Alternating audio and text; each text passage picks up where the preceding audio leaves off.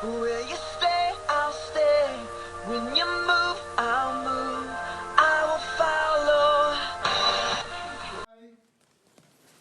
I started a journey of trying to lose some weight. I was roughly about 190 pounds, 199 to 195 pounds. And I was maybe about 6 months from getting married, and I figured maybe it's time that I kind of started caring a little bit more about my health, and started caring a little bit more about how I looked. I started realizing that once I started bending down and trying to tie my shoe and I couldn't breathe anymore, that something had to change.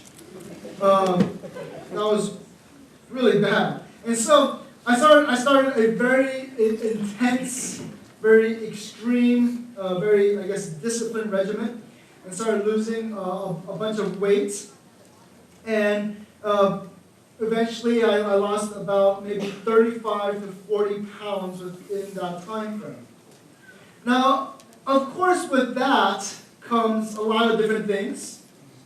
It comes with finally being able to tie my shoe without holding my breath. That was a very nice thing. Also involved things like being able to go shopping for new clothes, because finally I can get clothes that fit me, or maybe makes me look a little bit, nicer. And I was able to, there's a lot of changes that happened with that.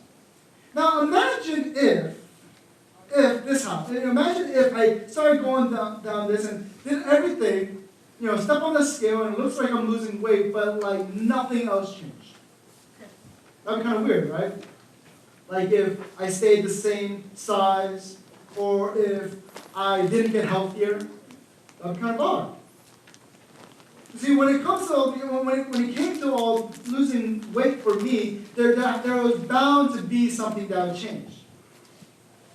Hopefully I should have got healthier.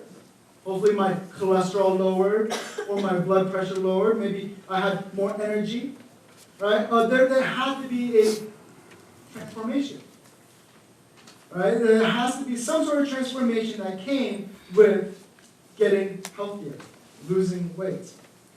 And this morning, what we want to see is that there has to be a transformation with us when we experience grace. Can't stay the same. And so if you can see, our main idea in our big picture this morning is that God's grace is not just a grace that saves us. God's grace does save us. But there's more to that.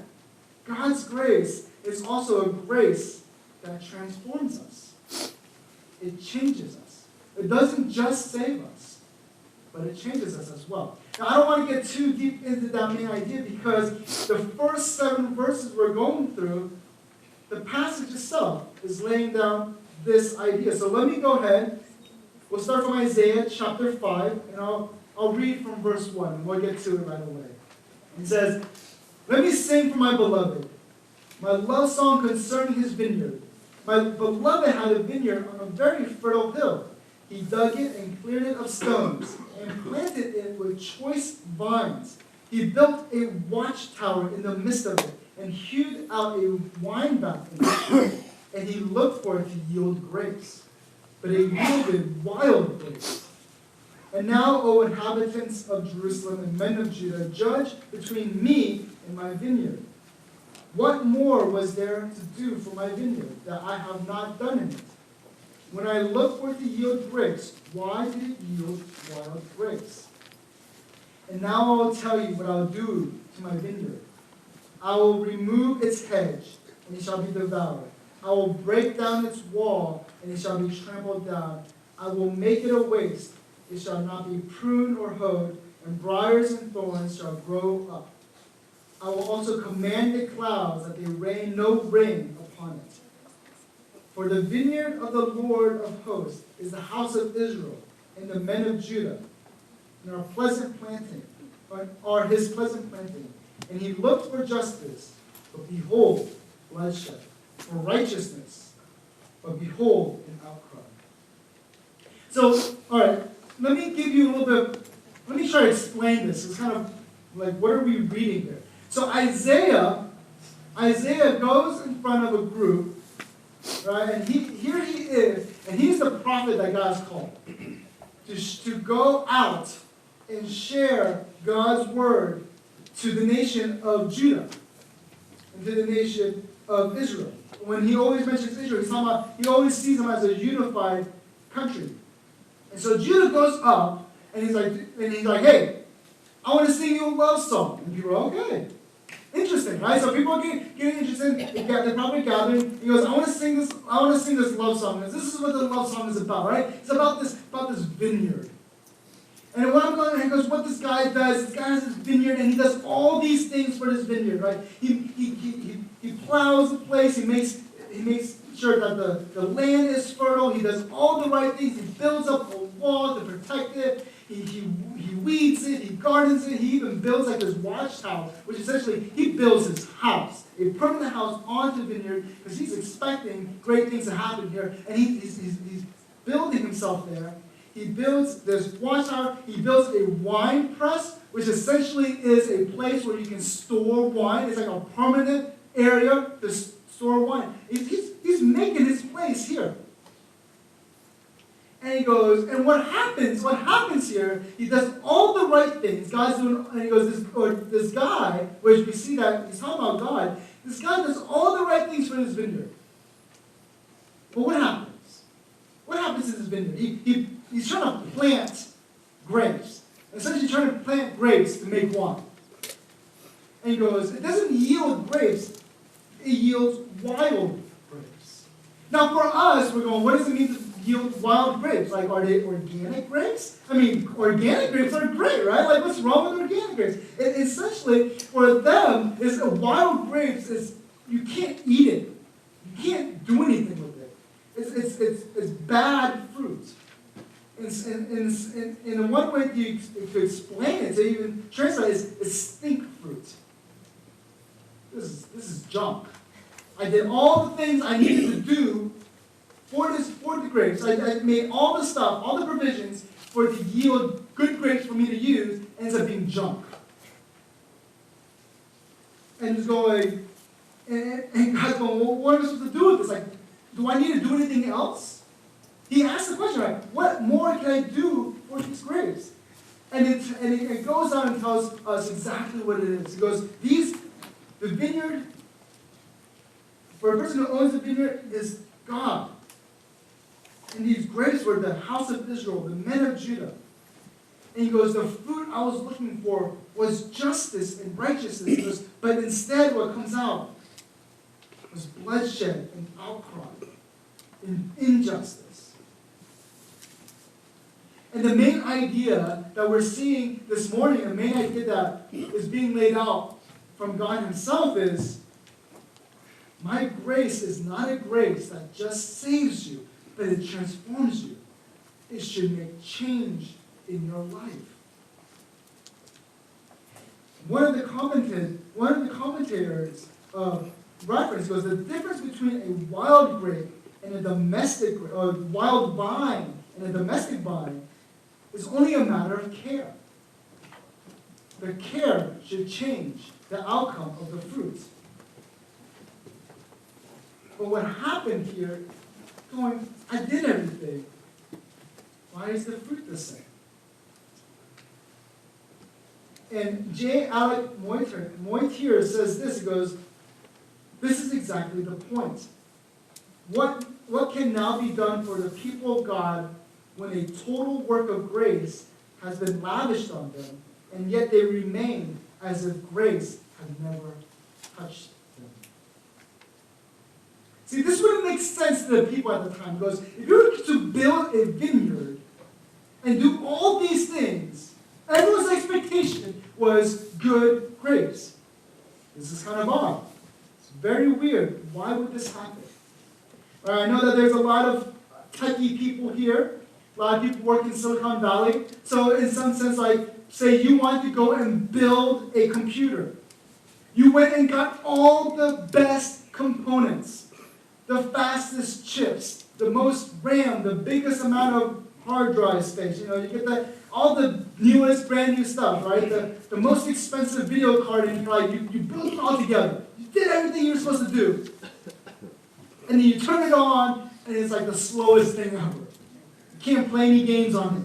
You can't do nothing with it. And you're like, what did I do wrong, right? I put all the best stuff in there. It's supposed to be fast, it's supposed to be good, it's supposed to be top of the line, yet it doesn't work.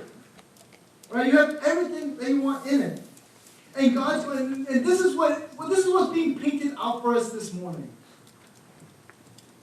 God's grace should transform his people. Yet in this passage, it's not doing it. Now, before we kind of continue on, I want people to be like, oh man, like I'm not there. Like I feel incredibly guilty, or like this is some heavy stuff. Like God's supposed to transform me. Like I don't feel super transformed.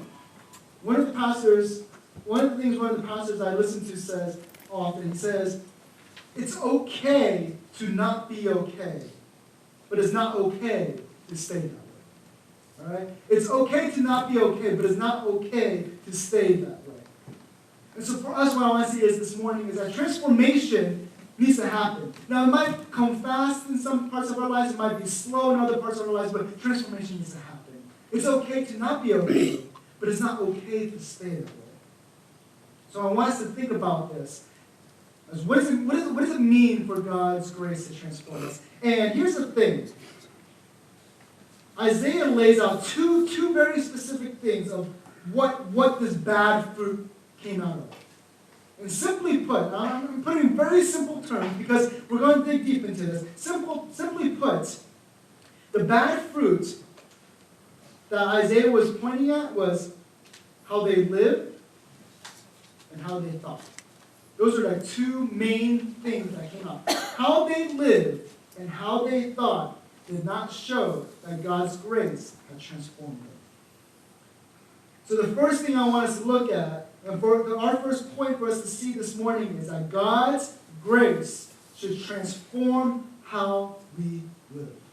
God's grace should transform how we live. So let's keep on going from verse 8. It says, woe to those who join house to house, who add field to field, until there is no roof. And you are made to dwell alone in the midst of the land. The Lord of hosts has sworn in my hearing, surely many houses shall be desolate, large and beautiful houses without inhabitant.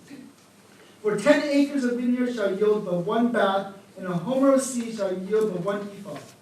Woe to those who rise early in the morning, that they may run after strong drink, who tarry late into the evening, as wine inflames them. They have lyre and harp, tambourines and flute, and wine at their feasts, but they do not regard the deeds of the Lord, or see the work of his hands. Therefore my people go into exile for lack of knowledge. Their honored men go hungry, and their multitude is parched with thirst. Therefore Sheol has enlarged its appetite, and opened its mouth beyond measure. And the nobility of Jerusalem and her multitude will go down. Revelers, and he who exalts in her. Man is humbled, and each one is brought low. And the eyes of the haughty are brought low. But the Lord of hosts is exalted in justice, and the holy God shows himself holy in righteousness. And then shall the lamb graze in their pastures, and nomads shall eat among the rooms of the rich. All right, so Isaiah starts by painting. He's going to give 6 quote-unquote woe statements. Now, for us, maybe when we hear woe, we don't quite understand what that means. It brings like great sorrow, it's like lamenting. It's like, this is a sad thing that this is happening. It's not like judgment, it's sadness. It's opposite of, remember, like in the Sermon on the Mount, when Jesus says, blessed are those, he's saying, happy are those. It's like, it's a happy thing, it's a great thing. Blessed are those. And woe is complete opposite. It's really sad. Because it's so sad to see that this is happening. And he gives 6 woes. We're going to look at the first 2 woes. He goes, this is what's really sad. He goes, it's really sad to see that your people, they're building house to house until there's no room. And you go, what is going on here? See, back in the day, and where they lived, God has already given everybody their land. We studied that in Joshua. Remember how they were giving out the inheritance and all the tribes got lands? And so everyone got their land. Everyone got this little piece of land, their parcel, place that they could, tend to, field with, build their house, and do all these things. And you're not really allowed to kind of sell this land. Unless you're just really in a bad situation. But what happens is God, He says that, here's the thing, this land is for your family. Each family gets their own land. So in extreme events where keeping the land is impossible, then you can give it, you can sell it off. But you should do your best to try to buy back that land as soon as possible. That's what God was trying to get at. Because this is yours. This is your land. And He goes, in the extreme event that you fail at that, God proclaims something called the Jubilee. In the 50th year, all land must go back to the original owners. Because this was God saying, this is my land, and I'm giving to you. See, He's trying to take care of all His people. He's going, in extreme events that things happen, in the 50th year in Jubilee, all land goes back to the original families. Goes back to them. So no one can ever be oppressed for generations upon generations. Now, this never happened. They never proclaimed the year of Jubilee, even though God said that they were supposed to do that. So what's happening here is the rich people, they're taking advantage of other people's situations. And they're buying off their land. They're buying the land, and they're taking advantage of people and building up their own land. So when they're building house to house, they're adding on to their house, making mansions. And then on top of that, the second woe is that they are all about themselves, about their enjoyment in life. They wake and so Isaiah paints this picture. They wake up early in the morning so they can start drinking. They party late into the night. They have music and tambourines, and they got flutes, and they got feasts, and they got drinks, and they're just partying from morning to night without any knowledge of God. They don't regard, it says but they do not regard the deeds of the Lord or see the works of their hands. And He's painting this picture. He goes, there's a group of people that all they do is they care about building up their kingdom and enjoying life to the fullest. That there is no God in their life. They're building up their kingdom, and they're just carpe diem, right? I'm just going to live my life to the fullest. I only live once, so I'm going to live it up. I'm going to live life to the fullest. I'm going to spare any expense. I am number one in my life, so all decisions that I make will benefit me regardless if I step on other people. That is what's going on here. Now, God is not condemning money. God's not condemning people enjoying life. God's condemning the motivation behind it and how they did it. How they did it and the motivation behind it was evil. It was about them. They completely did not see God. They didn't care about God.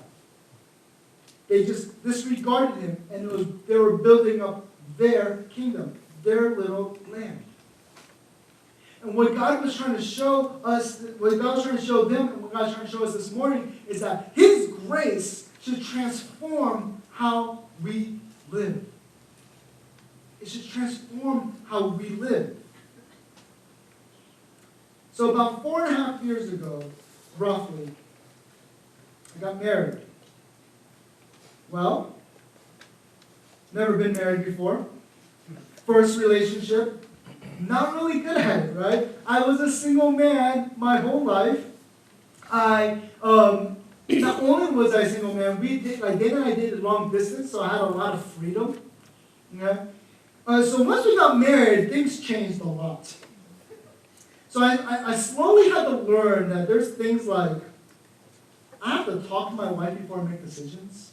I didn't know that. I have friends come and ask me, hey, what are you going to do? I don't know, I'm free, I'm good. And then he's like, you didn't talk to me, right? I looked at the calendar, right? Is there something wrong? Like, and I learned that I couldn't live life the same way anymore. I couldn't make decisions on my own. I had to start cooking for two.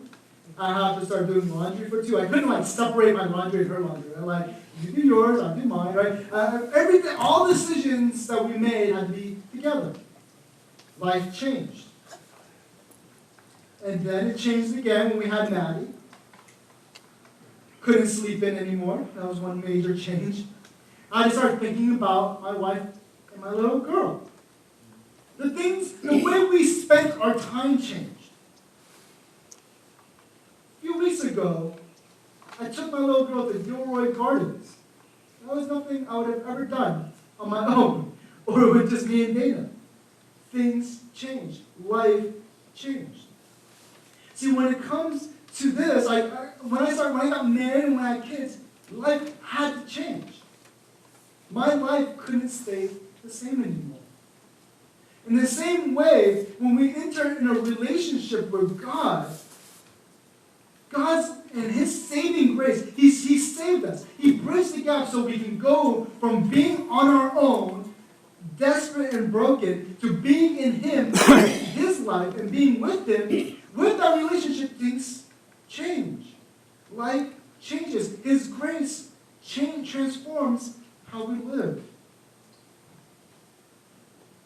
The question for us this morning is, as we reflect in our life, has anything changed? Has God's grace transformed how we live? I think one of the most impactful short conversations I had was in high school, when my Sunday school teacher came up to me. And I thought I was a pretty good kid, okay? And said to me, almost in like reprimand, probably was like acting up in Sunday school and things like that. She says, Dennis, you know all the right answers in your life, but you sure don't live like it. I mean, I still remember to this day. I was probably like in 10th grade when she told me that. Has God's grace transformed how we live? Or are we still living for ourselves? Instead of building up God's kingdom, are we still so focused on building our kingdom and our joy and our pleasure instead of looking towards God? See, the problem here, it wasn't that they were rich, or the problem here wasn't that they wanted to enjoy life. The problem is how they went about acquiring it. Whether doing it through selfish or defrauding means. Whether they continue to, that they went to a point where they were running after sensual indulgences and they started losing spiritual perception. They ran towards their pleasure so much that they completely did not see God even at all. You see, for us this morning, I think a lot of us are really good at compartmentalizing our lives. We're really good at going, this part is for God, and I can live for God really good at this part. But there's other parts in my life that I just don't let God touch. And those are the parts where I build up my own kingdom. And God's saying that my grace should transform all aspects of your life. Every single part. Not just the parts that you say you want Him to transform. So the question is, how does God transform your work and how you are in the workplace? How does God impact, and His grace impacting how you are at home? Or with your spouse? Or with your kids? How does God's grace impact your hobbies or vacation? And here's a real life, very clear practical application for us. How does God's grace impact how we treat people? Do we step on people? Do we use people? Or do we bless people? And I'll give you one very specific way. How does God's grace impact how you tip? And one of the things I realized as I looked at our society one of the easiest ways for us to step on other people are people in the service industry. Just read Yelp reviews. People want to be treated like kings and queens at their restaurants. And they have the almighty dollar to show their pleasure or their disgust at the people. Do we do that? Or are we willing to give people benefit of the doubt? Or do we want to find places that we can feel like royalty?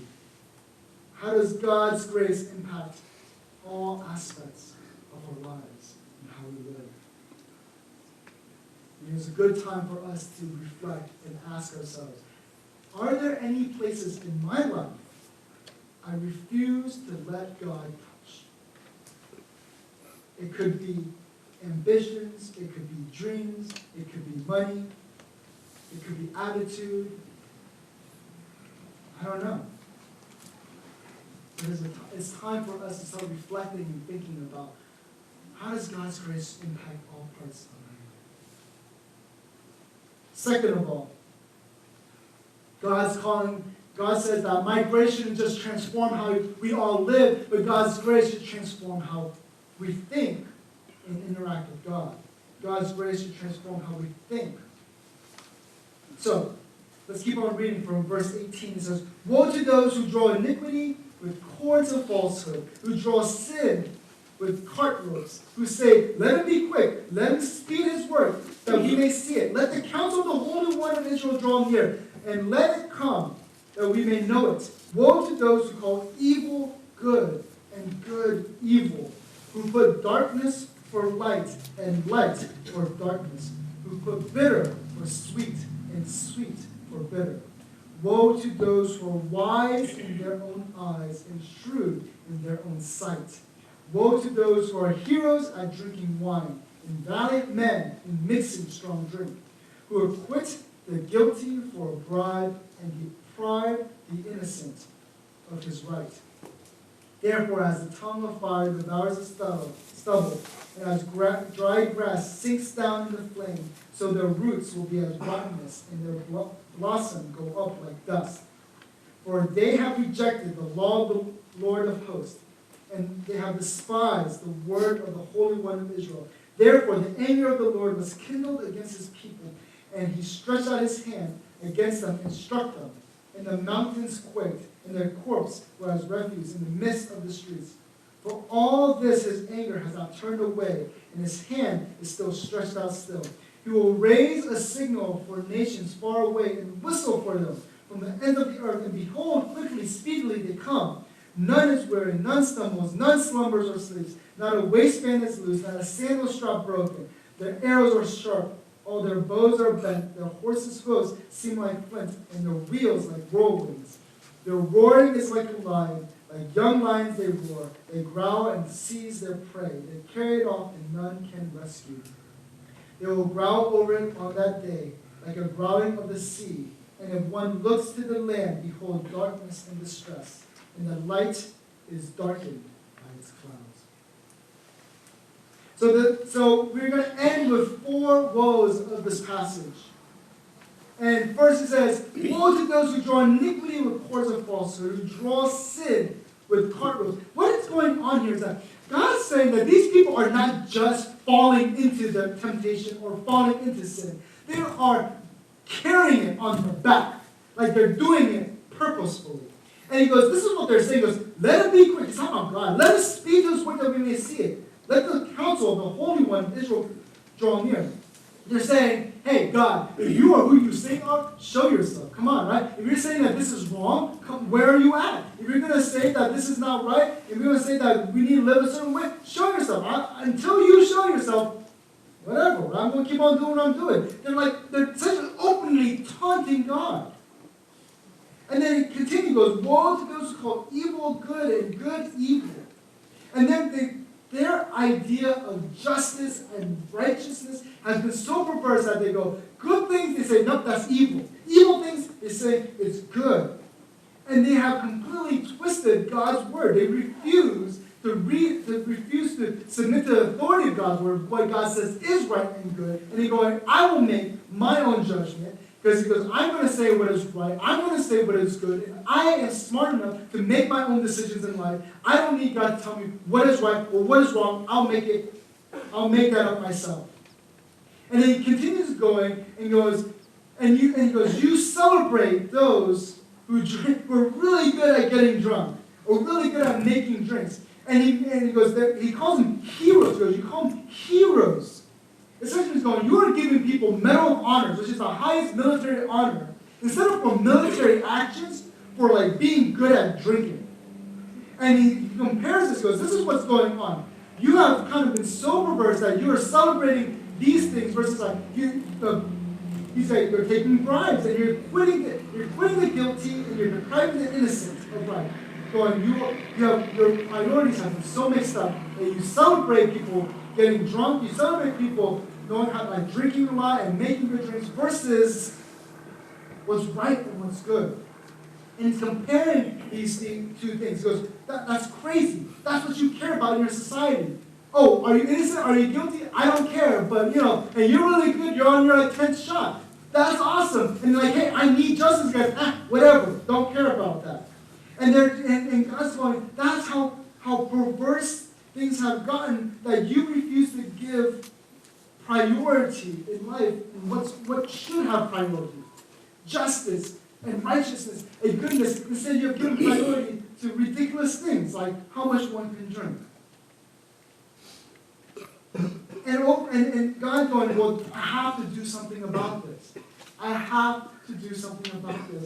And he goes, my discipline is coming. My judgment is coming to snap you out of this. This is ridiculous. You're not supposed to live like this. My grace should transform how you think and how you interact with me. Instead of being so arrogant and openly flaunting sin, you should be condemning it. You should be saying, this is not right. You should your mind should be changed by me. Instead of going, I will say what's right, I will say what's good, and I will make judgments on what I feel and what I think and what our society thinks. They've completely neglected God. Overall, what they're doing is there's a failure in the moral and spiritual obligations of their life. They completely fail at that. Now, of course, it'll be easy for me to harp on a lot of things in this passage, but I think we might miss the point. What we're trying to see here this morning is that we need to let God and His Word transform how we think, what we think about life, what we think about what God says is good and what God says is right, not what we think is good or what we think is right. And it's easy for us to point towards society and go, oh yeah, they're doing that. Society is making rules for themselves, and like we can point to other people and go, yeah, they're doing that. Or we can point to Washington, D.C., like, oh, they're doing that. They're legislating all these things. And yeah, they're calling evil good or good evil. And we can point to everybody and anybody. But what I want us to do is really come back and go, how do I do that? Not how do other people make this mistake? Or how other people make these choices. How other people won't let grace transform how they think. But it's how do I do that in my own life? So when I was in college, back when I was in college, like YouTube was fairly new. There wasn't a lot of things going, like, there wasn't a lot of social media. There wasn't a lot of videos to watch. So I really enjoyed cooking. And so what I would do is I would sit in front of the TV and watch Food Network with paper and pen. And I'd take notes. And back then, Food Network actually had cooking shows. Like, it was actually about cooking, not about cupcake battles or anything like that, right? Like, I actually had real cooking. It was in my cutthroat kitchen. And so I actually watched shows and I wanted to learn how to cook. So I changed a lot of, how I interpret, I changed a lot of how I cook because of that show. I started learning small things. Like, you should temper eggs or you'll scramble them. Or don't overcrowd the pan because, you'll you're not going to get that brownie that you need. Or, don't do this or don't do that. This is how you should cut. This is how you should properly heat up an oven, or how you properly heat up a pan, and all these random things that I learned along the way. Now, it'd be really foolish of me to watch all these shows, take all these notes, learn all these things, and then not apply it to any part of my life. You know what I'm saying? Like, I refuse to, I just keep on making the same cooking mistakes. That'd be stupid. Right? Like if I learned that I should use a thermometer here, then why wouldn't I? Right? If I learned that if you do this, you're going to scramble eggs when in your pudding, why would you keep on doing that? So when I start watching this and learning all these things, I go, I'm going to start applying the things I've learned. It changed how I thought about cooking. Mainly because I really like to eat. So, I want to eat good food. See, for us, God has given us His Word. He's told us how we should think. He's told us what He thinks about certain things. And for us, it's easy for us to disregard it. Maybe it's how we think about the homeless. I knew growing up for me, the way I learned about homelessness is, those are people who are lazy. And those are people that just don't want to work. And so it's easy for me to harden my heart. But if God's grace transforms how my thoughts, as I continue to read His Word, God says that we should take care of those who are suffering or in need, to show compassion and love. So either I can hold on to my old thoughts or let God's grace transform how I think. It's easy for us to pick and choose in our lives what I want to believe God's Word is right and what I want to continue to believe on our own. How many of us let sin slide in our lives? Because we say, it's a small thing, it's no big deal. And we call evil good in our own lives. Or how many times we find ourselves thinking, God is unfair. And we become angry and bitter towards Him. He treats other people better than me. He never takes care of me. He hates me. He does all these things to me. And we start calling good evil. You see, none of us are innocent of this. A lot of times we have things in our own lives that we call good evil. We call evil good. There's a lot of things in our lives where we draw our sin like cartloads and we carry it. And by our actions, we openly taunt God and say, well, if you really want me to do something about it, you better show yourself. Or how many of us celebrate the American dream versus celebrating God's kingdom? How many of us neglect people to build up our own kingdom? See, God's grace should transform how we think. And as we read this, it's easy for us to go, that person thinks that way, or these group of people think this way, and I can't believe they do that. It has to come back to us. How do I think this way? Do I allow God's grace to transform how I think, how I see myself and other people? Now here's the good news for us this morning. Let's go back to the vineyard illustration. God says that He has built this vineyard. He did everything right. And He asked the question, is there more that I can do? Why does it produce wild grapes? Why does it produce bad fruit? And for us this morning, we might feel pretty bad about ourselves. And we go, yeah, I produced pretty bad fruit in my life. I don't know what more God can do. And we feel really guilty, like God did everything, it's all on me. And maybe for us, we want to go out and we leave here and we want to do what we think is, I want to go and just work harder, be better. Like, just work harder to become a better Christian. But in John 15, Jesus answers a question. Is there more God can do? Maybe not. But He did do something more. Jesus says, I am the true vine. I'm the vine, you are the branches. Abide in me. He says, I'm the vine. He goes back to this illustration of fruit. He goes back to the vineyard illustration. He goes, but you know what? I am the vine. The vine is the one that gives all the nutrients. The vine is the one that kind of determines what fruit it gives out. It goes, I'm the vine, you're the evangelist. Your job is to abide in me. Abide in me. That's where transformation comes. That's when fruit bearing comes, when our lives actually is transformed and actually we produce the good grapes, the good fruit, when we abide in Jesus. He doesn't make it harder for us. He doesn't set the standard higher for us. He says, I want you to be with me, abide in me. The answer is never to work harder. It's always to confess, repent, turn back to Jesus. Turn away from our sins and turn towards Jesus. It's not about doing more. It's about humbling ourselves. It's about allowing Jesus to change how we live and how we think.